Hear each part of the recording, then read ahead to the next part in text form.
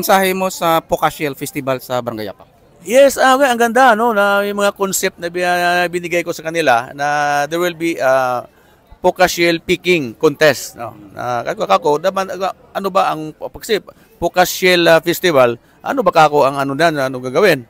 Ako dapat kako meron kayong contest sa Pokashel picking.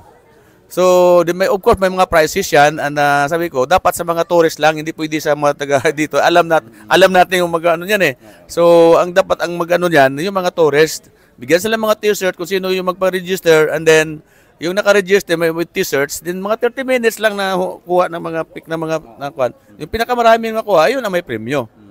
At parang, I don't know, parang ano ba yun? 5,000 ata yung prices nila, 5,000, 4,000, 3,000.